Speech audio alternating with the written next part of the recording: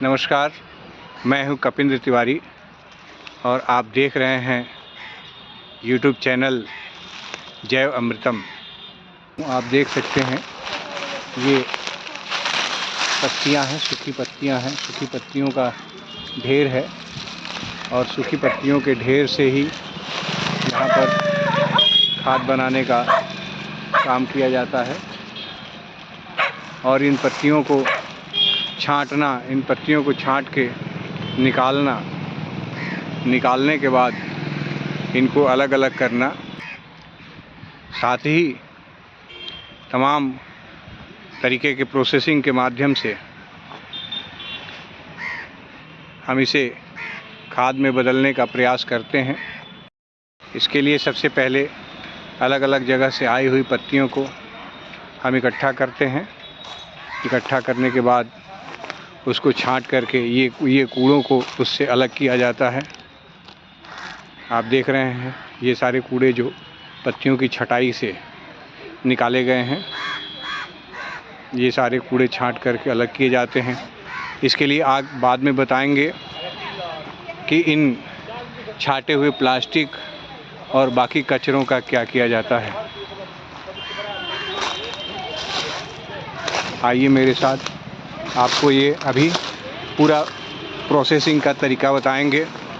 और दोस्तों, इसके माध्यम से आप जैविक खाद बनाने के बहुत सारी प्रक्रियाओं को समझ सकते हैं।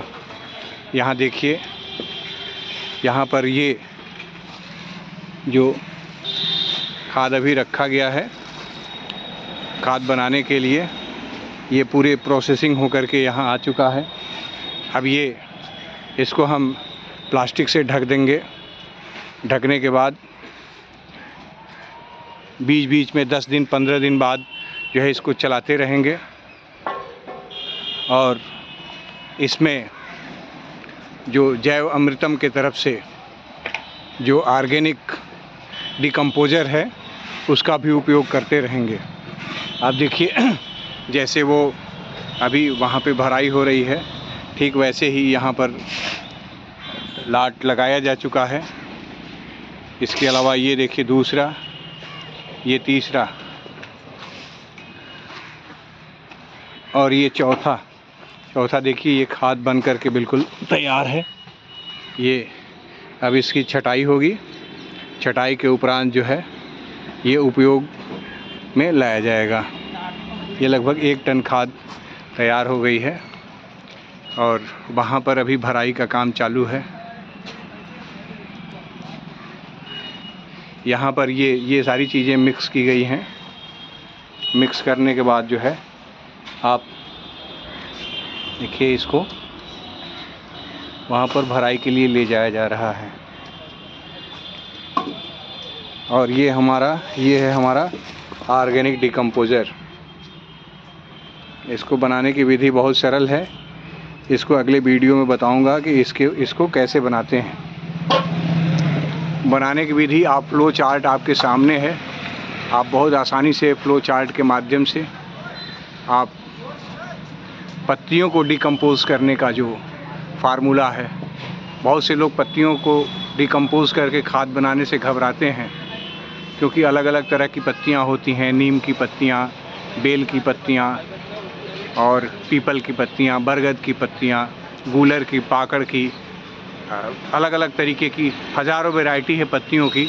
तो कुछ पहले डिकम्पोज हो जाता है, कुछ के डिकम्पोज होने में टाइम लगता है और इस वजह से कुछ खाद कभी बन जाता है, कभी नहीं बनता है और उसके डिकम्पोज होने में टाइमिंग भी बहुत लगती है। लेकिन ये तरीका हम लोगों ने जो खोज निकाला है, ये फ्लो चार्ट आपके सामने है।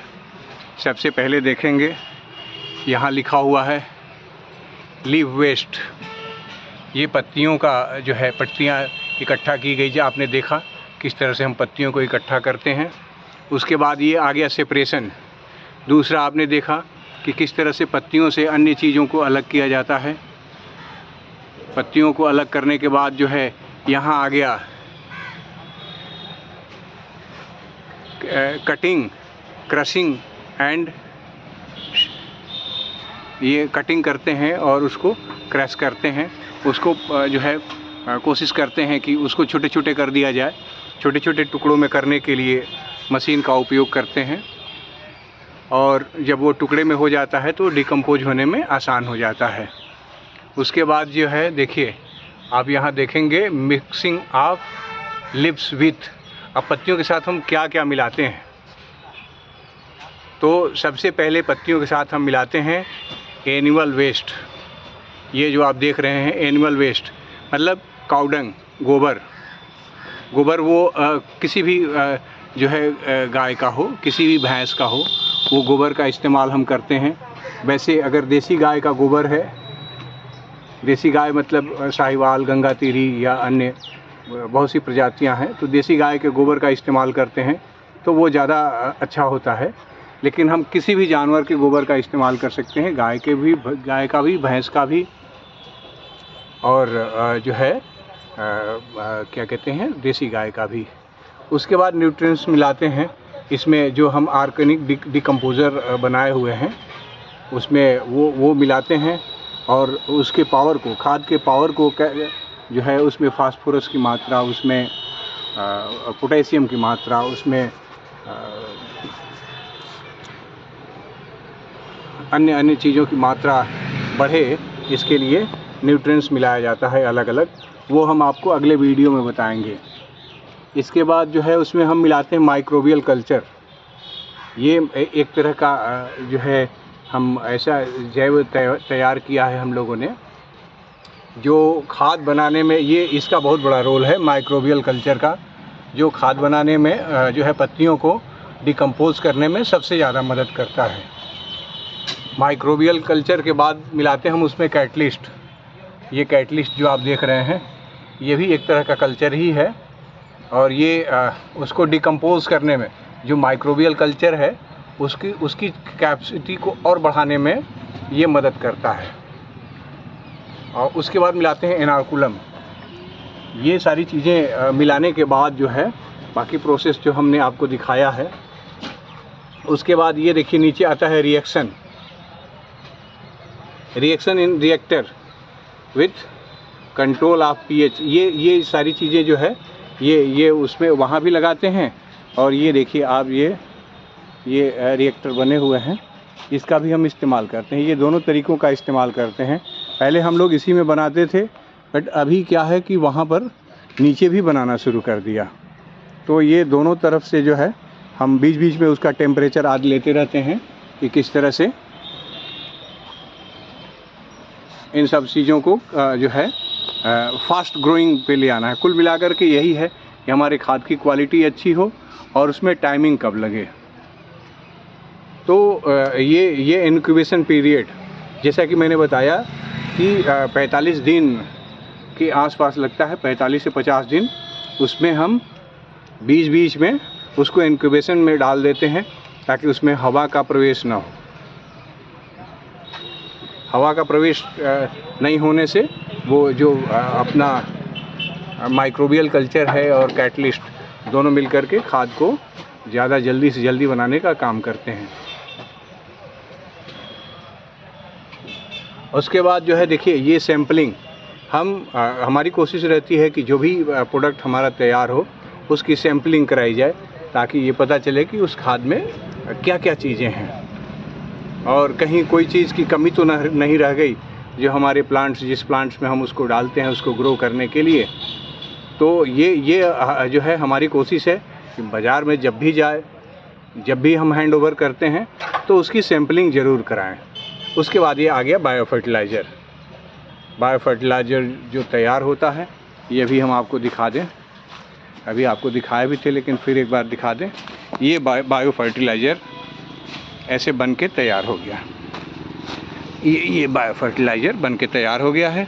अब इसका बस केवल छटाई कर देंगे और ये जो है झरना से झाड़ते हैं और इसको फ्रेश करके एकदम चाय पत्ती के दाने की तरह भुरभुरा हो जाएगा।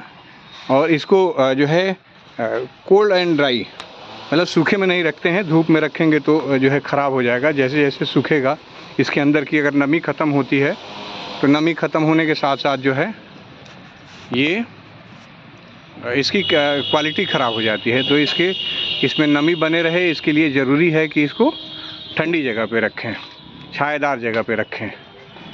तो आप सभी का जो है आप वीडियो देखें, आपको कैसा लगा आप कमेंट में ज़रूर बताएं, और चैनल को लाइक और सब्सक्राइब करना ना भूलें। जय अमृतम यूट्यूब चैनल की तरफ से आप सभी का बहुत बहुत धन्यवाद।